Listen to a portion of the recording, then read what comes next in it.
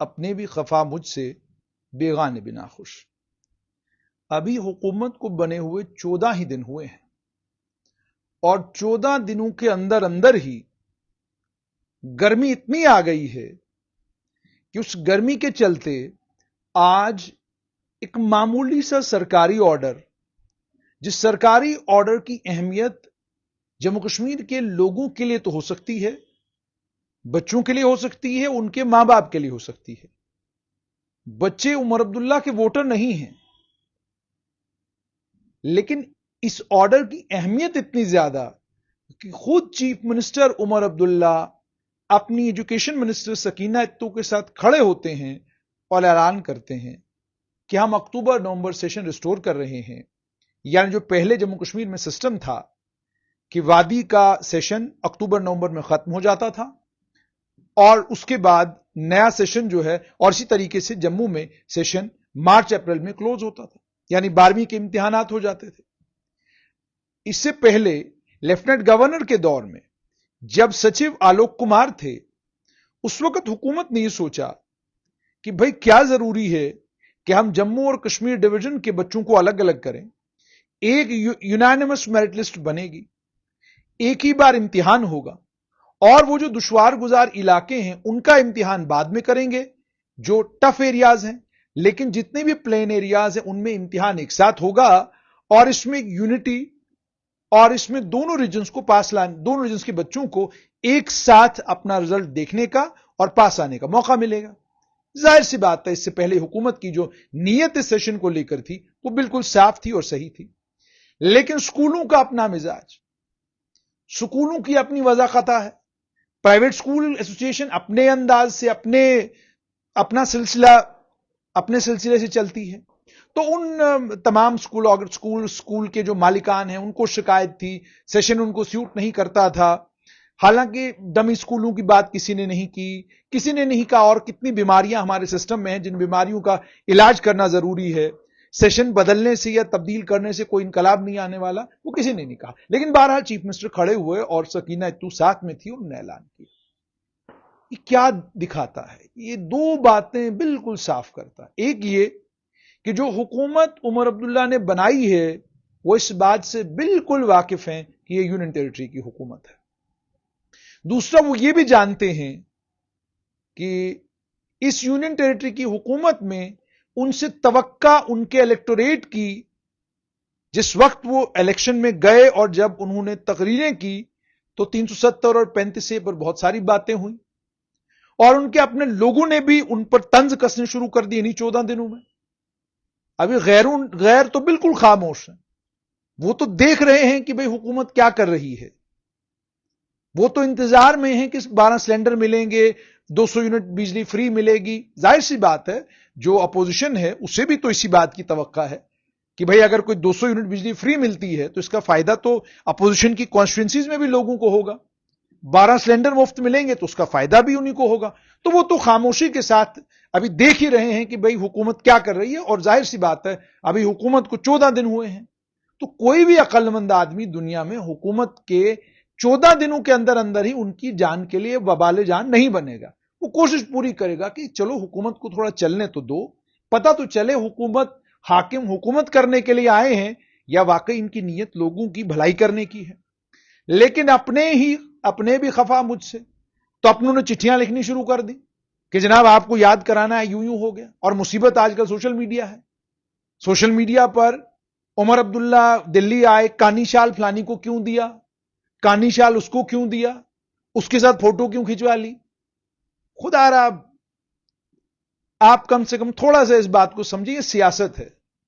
اسد الدین اویسی مسلمانوں کے سب سے بڑے لیڈر اس وقت تسلیم کیے جاتے ہیں، بی جے پی کے گریراج سنگھ ان کے اچھے دوست ہیں، یوگی آدتیہ ناتھ اور اپوزیشن کے کئی لیڈر ایک ساتھ پارلیمنٹ میں دیکھے جاتے تھے، اور یہ سیاست دان ایک دوسرے کے بغیر نہیں رہ سکتے۔ ہر جماعت کی اپنی سیاست ہے، وہ اپنی سیاست کے مطابق اپنی بات کرتے ہیں، وہ باتیں مارکیٹ میں بکتی ہیں، اس کا فائدہ ہوتا ہے، اس لیے وہ بار بار چن کے آتے ہیں۔ اور عمر عبداللہ کے پاس कोई चारा नहीं है। मरकज में एक ही हुकूमत है जिस हुकूमत के साथ उमर अब्दुल्ला को जाकर बात करनी है। इसी हुकूमत ने सब कुछ देना है, इसी हुकूमत के पास खजाना है। आप कह रहे हैं कि जनाब आप एक काम कीजिए, आप हमारे सिपह सालार बन के जाइए और वहां जाके लड़ाई करिए। फिर क्या होगा? इससे पहले जिन हाकिमों ने लड़ाइयां की उनका क्या हुआ? एक दिल्ली के हाकिम थे, लड़ाइयां करते रहे और उसके बाद आप जानते हैं कि क्या नतीजा निकला उसका। वो महाराष्ट्र वालों ने लड़ाई करने की कोशिश की तो हुकूमत ही गई, गोवा में ऐसा ही हुआ तो हुकूमत ही चली गई, और कई रियासतों में ऐसा हुआ। तो आप ये भी देखिए कि जो हुकूमत मरकज में है वो ताकतवर हुकूमत है। ये वो हुकूमत है जो हर वक्त हर लम्हा सियासत की बात करती है, हर वक्त हर लम्हा अलर्ट रहती है।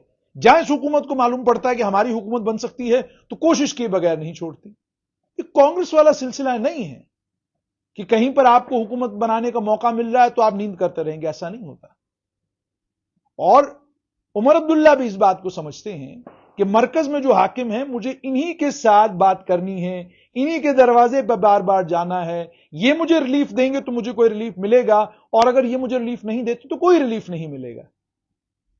तो आप लोग इंटेलेक्चुअल हैं, आप लोग बड़े बड़े बुद्धिजीवी हैं। इससे पहले आपने बड़े लोगों को बड़े फार्मूले सुझाए, क्या निकला नतीजा उनका कश्मीर में? आपने बड़ी बड़ी डिप्लोमेटिक चैनल आपने खुलवाया, आपने कहा फलाना डिप्लोमेटिक चैनल, आप जनेवा जाके बात करेंगे, कैलिफोर्निया जाकर बात करेंगे, वो वॉशिंगटन डीसी में जाके बात करेंगे। नतीजा क्या निकला?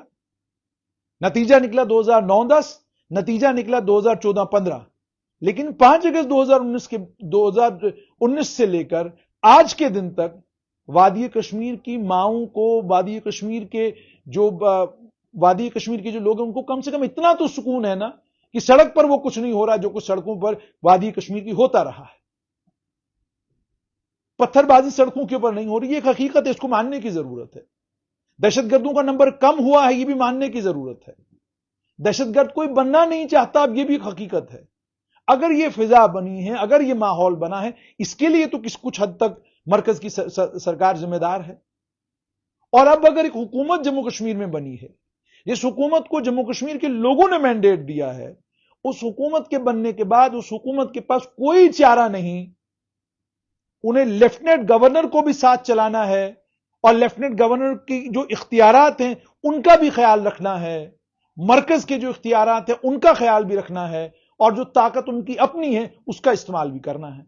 अब जितनी ताकत उमर अब्दुल्ला के पास है, उस ताकत में जो हो रहा है तो वो कर रहे हैं। लेकिन जहां तक स्कूलों का ऑर्डर था, इस ऑर्डर में जब वो खड़े हुए तो इस बात को बिल्कुल इशारा इस बात से मिल गया कि उनके सर के ऊपर जबरदस्त प्रेशर पार्टी के अंदर से भी है और पार्टी के बाहर से भी है। लोग इनकलाब चाहते हैं 14 दिन के अंदर अंदर, जनाब इनकलाब बर्पा कर दीजिए, हम आज ही चाहते हैं, हम चाहते हैं फलां जगह आप लड़ लें, फलां जगह आप झगड़ लें। ये सब करने से जम्मू कश्मीर का एडमिनिस्ट्रेटिव सेटअप चरमरा जाएगा, जम्मू कश्मीर एडमिनिस्ट्रेटिवली डिसफंक्शनल हो जाएगा, और उसका नतीजा यह निकलेगा कि जो रिलीफ लोगों को मिलना चाहिए वो रिलीफ लोगों को नहीं मिलेगा। अच्छा सियासतदान और अच्छा हुक्मरान वो है जो ये ना देखे कि उसका क्राउड किस पर ताली बजा रहा है, जो ये देखे कि जो मुमकिन है उस मुमकिन को वो मुमकिन कैसे बना सकता है। वो जैसे उसको मुमकिन बना सकता है उसको हर उस रास्ते पर चलना चाहिए, क्योंकि तारीख उन लोगों को याद करती है जो समय के धारा के बिल्कुल उलट चलते हैं।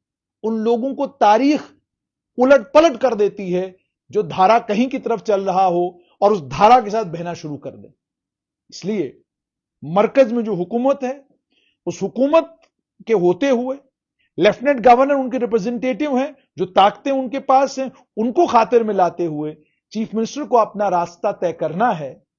और उस रास्ते को तय करना उनके लिए मुमकिन तब तक नहीं होगा जब तक जो हल्के यारा उनका है, जो हल्का उनके इर्द गिर्द है, जब तक उसे इस बात की समझ ना आए कि आपके इमोशनल अपील के चक्कर में, आपके ये सेंटिमेंटल प्रोग्राम के चक्कर में, वो जो सियासी प्रोग्राम इस लीडर का है वो सियासी प्रोग्राम कहीं चरमरा ना जाए। तो इसलिए जो मैंने आज वो वीडियो देखा تو مجھے لگا اس پر کمنٹ کرنا بنتا ہے، کیونکہ ایک جموں کشمیر یونین ٹیریٹری آج ہے لیکن کبھی یہ ریاست رہی ہے، اس کا چیف منسٹر ہو اور معمولی سا ایک ونٹر سیشن کا کیلنڈر جسے ایک سیکرٹری کے لیول پر جس کیلنڈر کو ایشو کیا جانا چاہیے تھا، سیکرٹری کے لیول پر جس کو ڈسپوز آف کیا جانا چاہیے تھا، اس کی اناؤنسمنٹ خود چیف منسٹر کرے، تو وہ اس بات کا اشارہ کرتا ہے یہ دباؤ تو زبردست ہے، اور یہ جو دباؤ ہے اس دباؤ میں بڑا مشکل ہے اس ڈیولپمنٹ کے پروگرام کو کامیاب کرنا جو ڈیولپمنٹ کا پروگرام یونین ٹیریٹری میں بھی ممکن ہے۔ تو دیکھنا یہ ہوگا کہ یہ جو آج شروعات ہوئی ہے یہ حال فی الحال میں آخری ہوگی یا اس کے بعد بھی کوئی اس طرح کی شروعات ہوگی یا اس میں کوئی تبدیلی آئے گی۔ اور جیسا میں نے آپ کو کہا کہ ہندوستان میں سیاست دان ہیں اور اس ملک کی خوبصورتی یہ ہے کہ یہاں کی سیاست پوری دنیا کی سیاست سے بالکل مختلف ہے۔ آپ کسی کے دل میں اترے نہیں تو اس نے آپ کے لیے اپنے خزانے کھولے نہیں، اور آپ کسی کے دل سے اتر گئے تو وہ اپنے تمام خزانے جو ہے ان پر تالا لگا دے گا۔ تو جموں کشمیر کی سرکار چونکہ یونین ٹیریٹری کی سرکار ہے، میرا اپنا یہ ماننا ہے کہ لیفٹیننٹ گورنر کی طاقتوں کا خیال رکھتے ہوئے اور مرکز کے ساتھ جو رشتہ جموں کشمیر کا ہے اس رشتے کا خیال کرتے ہوئے اور مرکز سے ہی سب کچھ ملنا ہے، ان چیزوں کو ذہن میں رکھتے ہوئے چٹھی بھی لکھیں، پتر بھی لکھیں، ٹویٹر بھی کریں۔